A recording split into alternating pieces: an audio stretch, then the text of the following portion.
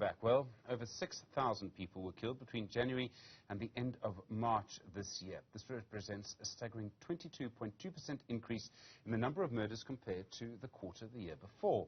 Police Minister Bheki Cele says almost 900 of those killed are women, with children under the age of 17 accounting for over 300. Cele describing the fourth quarter crime stats, so the stats for the beginning of this year, as dire. In the 3 months of reporting, a 22.2 increase in murder was recorded. 1,107 more people were killed in South Africa between January and March compared to the same period in 2021. Out of 6,083 people killed in the country, 898 of them were women and 306 were children under the age of 17. Alarmingly, the murder of children recorded 37.2% increase in the period of reporting. The Police Minister Bheki Cele also announcing that almost 11,000 people were raped in just 3 months. He says more than 4,500 of these rapes took place in the home of the victim or of the rapist. The first 3 months of this year, 10,818 people were raped in South Africa.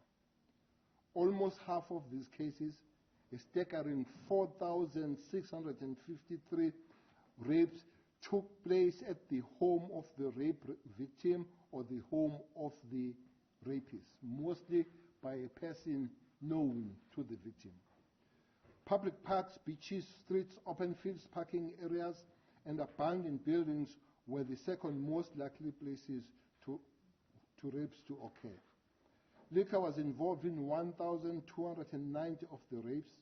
The Eastern Cape Lusikisiki Police Station, Inanda's station in KZN, and the Delft Police Station in Western Cape recorded the highest incidence of rape for quarter. That announcement made this morning. Well, Dr Andrew Faull is a senior researcher for Justice and Violence Prevention Cluster at the Institute for Security Studies. Dr Faull, good afternoon to you. There are lots of different ways to look at these numbers. We can get lost in the totals. I mean, there's an argument to say that we should, but we also need to be very careful what we're comparing. As I understand the police minister's speech, he says these figures are from between January and March this year, compared, so the 22% murder increase is compared to the same period last year. Now this may matter because last year we were in a sort of slight lockdown with a ban on the sale of alcohol. Yeah, thanks. Good afternoon, Stephen. It's great to chat to you. You're right to ask what we're comparing to, and if we had been having this conversation last year, that would have been more relevant, I think. But unfortunately, I think this big increase that we're seeing across the board in violent crime is very concerning. Not only are we seeing a 22% increase compared to last year, but it's more than 22% if we compare it to the year preceding the pandemic. Murder was actually coming down just before we went into lockdown in March 2020. And since then we've seen an increase. So we saw a spike, we saw an upsurge in violence after the first year of the pandemic, and that seems to have accelerated this year. So, I mean, when we have a spike that is this dramatic, I mean, a 22% increase, no matter how you look at it, is massive. I mean, what's driving this? And I'd imagine sort of some of the usual suspects: inequality, poverty, hunger, frustration, many others. Yeah, I think your intuitions are right there. I don't know of any good evidence that would allow us to test those hypotheses, but I think there is some common sense there. People are feeling very precarious, prices are going up, poverty is increasing, unemployment is increasing, and I think President Ramaphosa might have recently said that poverty is one of the main drivers, and I think that it's dangerous to say that. Poverty doesn't drive crime, but we have a lot of social and economic distress combined with violence-promoting norms, and I think that's where we have a toxic mix. It's both our history and culture of violence together with these stresses which do probably accelerate the state of violence in the country. I mean, if we move away from murder, and murder is always the headline in these figures, and correctly so, it's the most accurate figure as well. But there's a 15% increase in contact crimes. Now, I mean, a contact crime, you know, a crime against your body, against someone, that's also a dramatic increase. I mean, obviously, you look at the causes and think maybe they're linked, but that's a big increase in that figure too.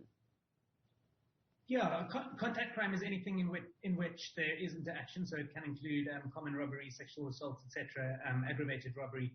But as a whole, contact crime is a concerning category. I think and something else which is a big concern here is the increase in aggravated robbery, because then we're seeing violent property crime. It's one thing to have your house broken into, it's another thing to have people storm your house with firearms or knives. And the same on the street. It's one thing to have somebody pick your pocket, it's another for them to wield a weapon and demand your money. And that's where we see this uptick of violence and this intersection of poverty, stress, desperation, and our violence-promoting norms. And there's also the overlap with potential organized crime there. So once you start confronting people with violence in order to seize property, we're more likely to see an organized element. And there is an increase in cash and transit heists. There is an increase in bank robbery, which would be the top tier of organized criminal activity. So we're probably seeing a mix of all of these activities. And it is concerning. It is really concerning. I mean, if we look at, and it seems to be driven by the lockdown, the pandemic, and the consequences of those things, I mean, that's a big thing to say at this stage, but if we see such a big spike in such a short period of time, we would look at what happened immediately before that time. Are we unique? Are other societies seeing things like this as well? I don't think we're unique. It's hard to compare us to other countries. We are pretty unique in terms of our intersection of both inequality and violence in the world, but we know that Latin America is quite similar. The United States, which has had its famous decline in violence over the past 3 decades, is also seeing an uptick in homicides. So it isn't unique. I think something else that we should consider is the state of law enforcement in South Africa. We've got very difficult social and economic dynamics, but we also have declines in the quality of our policing. And I'm not sure if you saw it, but there was some really interesting climate survey findings presented in Parliament yesterday, which showed that half of police service members surveyed believe their colleagues are dishonest, they don't conduct themselves ethically. 78% think that promotions don't happen based on merit. And I think when you've got that kind of organizational culture, together with the kind of pressure and expectations that we legitimately place on police to keep us safe, we've got an additional level of fracture here, which we need to try to address. I mean, we've seen really, I would imagine, if I can put it like this, the life of a police officer, the quality of that life, probably declining quite dramatically over the last decade. Yeah, that's hard to say. I think police officials, compared to the average South African, earn decent money, but most police officials are being recruited from precarious, relatively poor backgrounds, and so that what would be a decent salary doesn't go very far when you have to support lots of people. And if you feel like you're in an organization that doesn't recognize your effort and doesn't reward effort, then you can very quickly lose an appreciation for what could be a good job. And this goes back to our inability to provide all South Africans with dignified lives that allow them to pursue dreams and passions. We have a new National Police Commissioner in Fanny Masamolo, and that doesn't mean that the entire top leadership of the police has changed. It just means that one person has changed, albeit a very important person in that structure.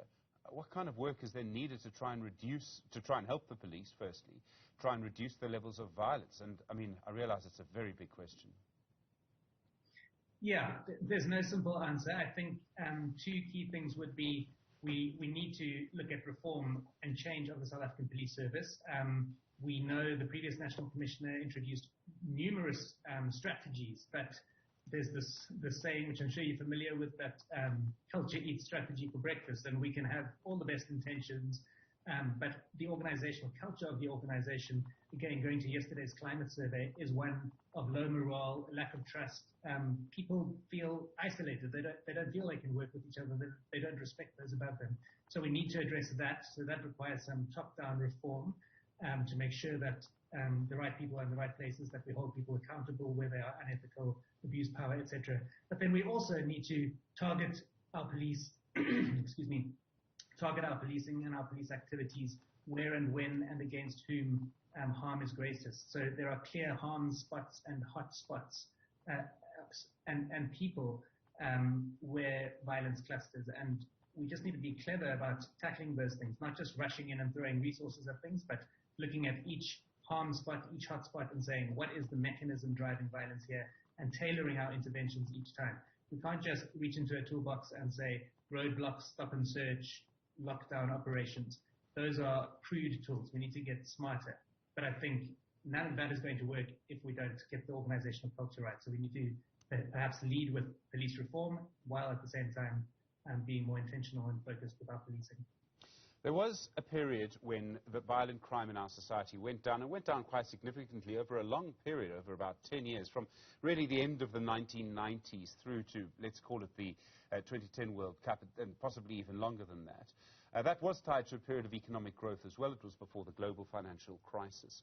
Are there any lessons from that time we can use again now?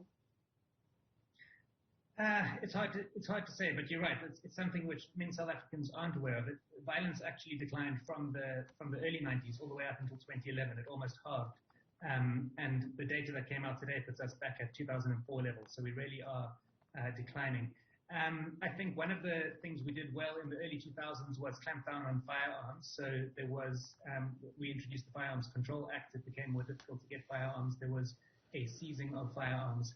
And we've seen that unraveling. We all know of firearms making their way back from police stores into criminal hands. So that's something which we need to address. We need to get better at our firearm regulation.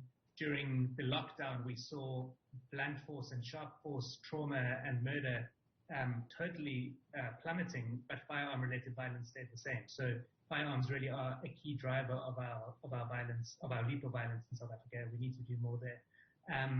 But it's hard to say what else led to that decline. I think subjectively people still felt vulnerable and people thought crime was going up, even though we could see there were fewer dead bodies.